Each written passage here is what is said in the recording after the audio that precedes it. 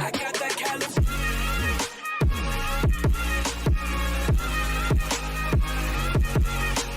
What's up, Ocean? You got Matt here, and welcome to another Top 6 video. Today we're going to be looking at Pokemon moves, the fastest moves out there actually, the ones that completely ignore speed unless both players use this type of move, but that's besides the point. We're going to be talking about priority moves. This video will be slightly different than my other list because in this one I will be actually ranking each priority move from worst to best. So if you guys are excited for yet another list video, then definitely hit the like button and subscribe if you're new. Finally, down in the description there's a link to my Discord server. We have an amazing community over there with tons of awesome roles to help any player, new or old, improve their skills. We have team building roles, mock for mock roles, draft advice roles, and one of the coolest roles we have now is our fan vote role. With this role, you can have your voice heard at the end of the video. The first time I did this was in my top 6 offensive fire types, which went up last week. If you guys haven't seen it, you can watch that video by clicking on the link in the description or clicking on the card at the top right of your screen.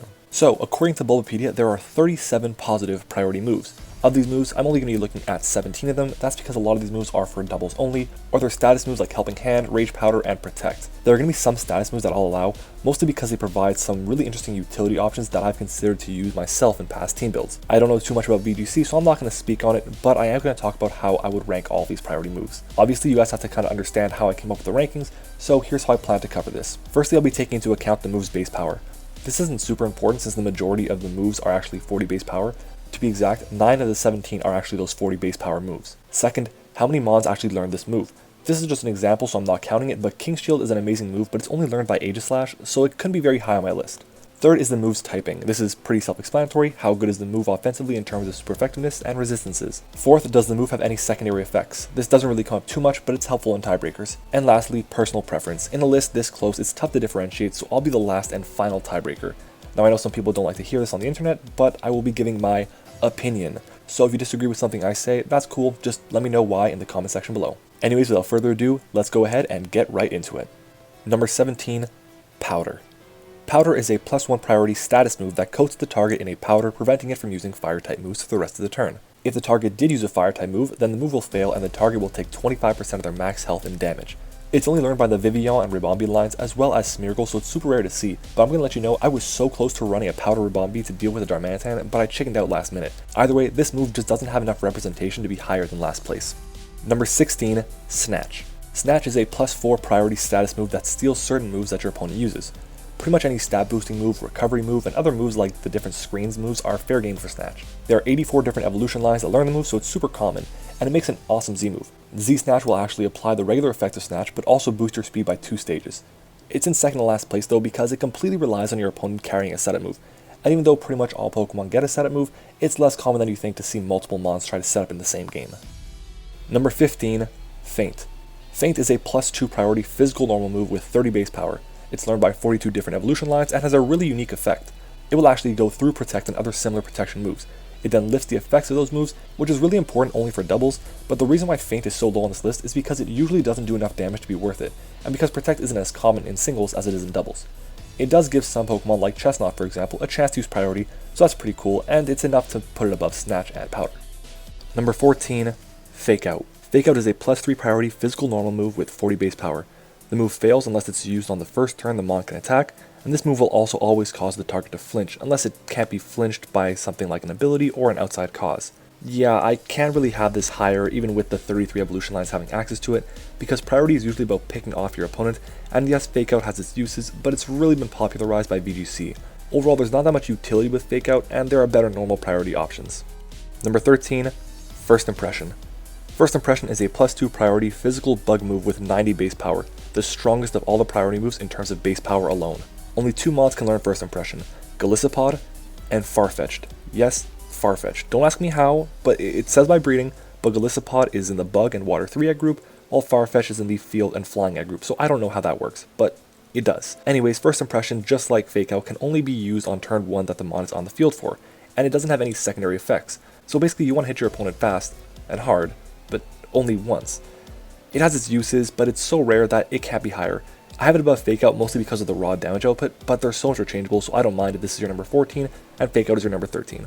Number 12, Water Shuriken. Oh my god, I'm going to get roasted for this one, but Water Shuriken is a +1 priority special water move with 15 base power. The move always hits between 2 and 5 times. Unless you're Ash Greninja, then it is 20 base power and always hits 3 times. It's only learned by Greninja and a Selgor, so it's super rare unless your league allows 3 Greninjas like all the ones I'm in do. But here's why it's so low, because I know so many people love this move.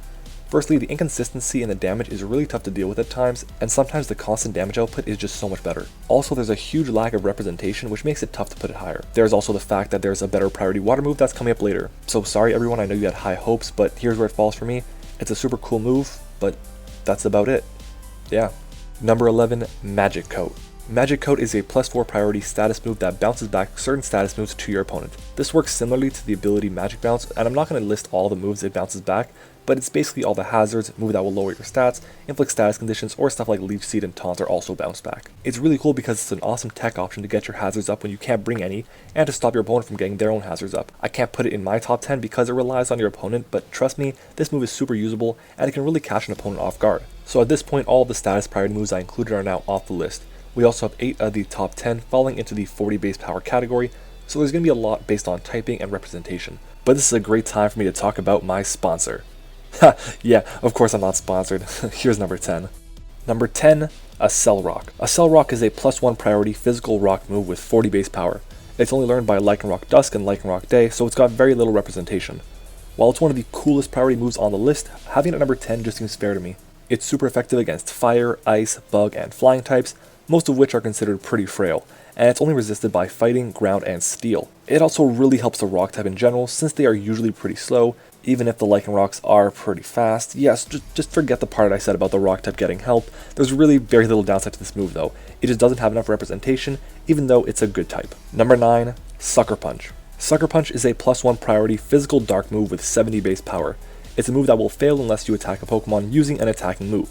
68 Pokemon lines have access to it, and it's got a pretty unique typing for a priority move. It also happens to be the bane of my existence. I swear I will never successfully predict turn 1 whether or not to attack or to sub-predict into Sucker Punch. Like, you could tell me, Matt, it's my last mon, I'm a choice band of Victini, locked into V-Create. You should probably Sucker Punch me with your Mega Mawile to end this.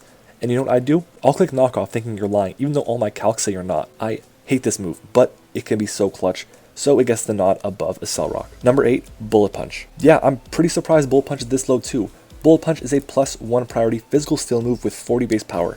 9 evolution lines have access to it, and even though steel is an amazing typing, Bullet Punch's power is limited because only 3 of those evolution lines have stab Bullet Punch. Also, Bullet Punch is knocked down a peg because of the 6 non-steel types that do have access to it. 5 of them get stab priority. The only one that doesn't is Pangoro. It's got super effective coverage on fairy, rock, and ice types, and it's resisted by fire, water, electric, and steel types, so not the greatest type effectiveness ratio there. I love this move, and I really thought it was going to be in my top 5 when I started writing this video, but other moves just kept on rising, and this one kept on sliding. Don't get me wrong, it's still better than Sucker Punch though. Number 7, Quick Attack. Quick Attack is a +1 priority physical normal move with 40 base power. It is the first ever priority move, and 70 different evolution lines have access to it, so it's got a ton of representation.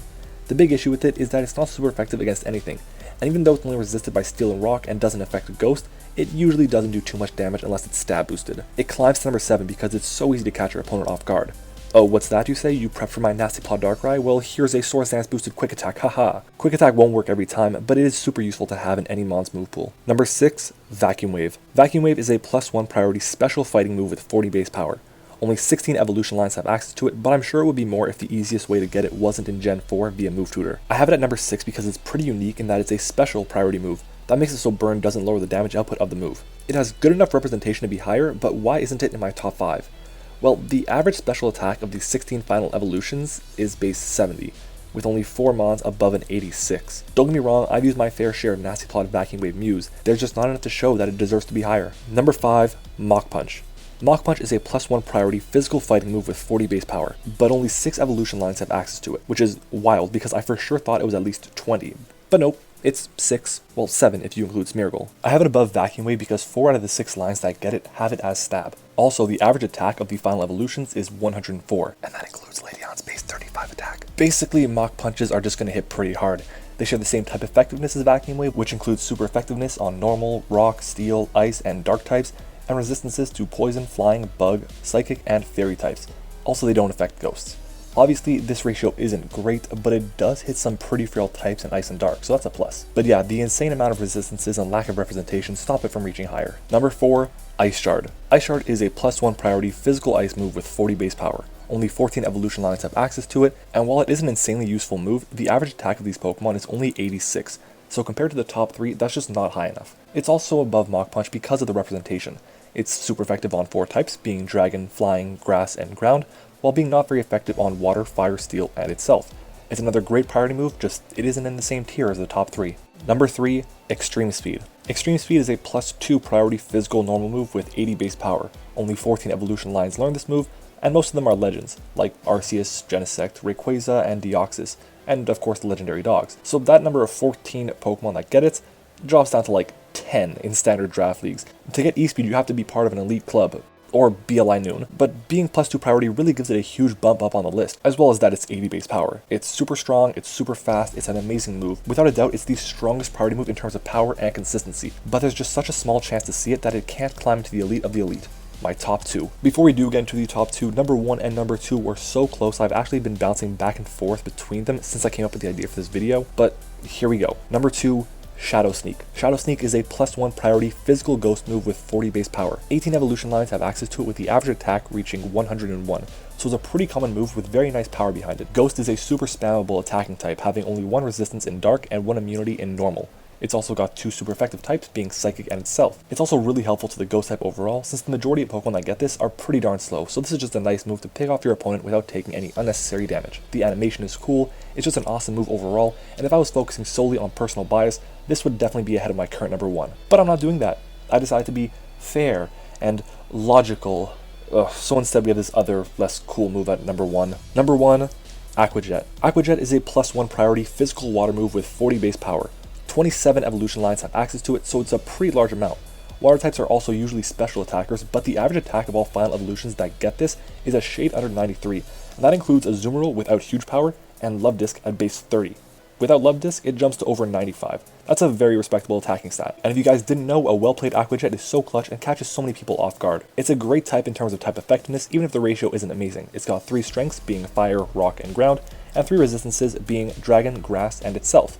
The biggest reason I have this ahead of Shadow Sneak is because Shadow Sneak has an immunity and Aqua Jet doesn't, unless you're counting abilities. But with Let's Go Pikachu and Let's Go Eevee, there are no more abilities, so that just becomes a boost for Aqua Jet. It's got tons of great potential users. Water types in general usually have pretty large move pools, so you can catch an opponent off guard, and overall, it is the best priority move we have in the game. It's much better than that Water Shuriken I mentioned ages ago. Anyways, that's my list, ranking the 17 priority moves from worst to best. At this point in the video, I'm going to be going over what the community thinks. And a reminder, if you guys want to be part of these votes, then all you have to do is join my Discord server linked in the description and ask for the fan vote role. Now, let's get into it. So I asked the community 3 questions.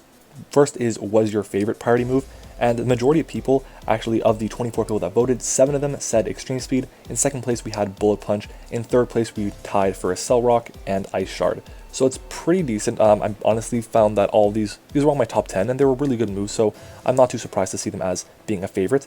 For the least favorite, majority was definitely Feint. Feint gave 10 of the answers there and Quick Attack gave 4. So other than that, I think First Impression got 3, but nothing else got more than 2 there, so it was pretty overwhelming. Feint is the least favorite priority move of the community. And the last question I asked is, what is the best priority move in their opinion?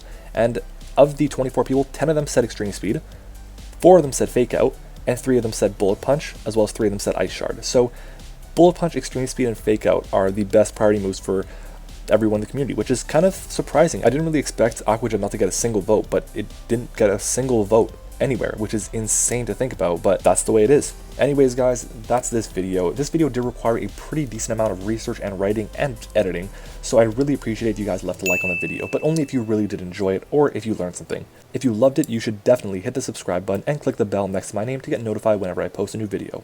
Also, be sure to check out the description for my Discord server and Twitter links. Thank you guys so much for watching. I hope you enjoyed it, and I will see you all next time.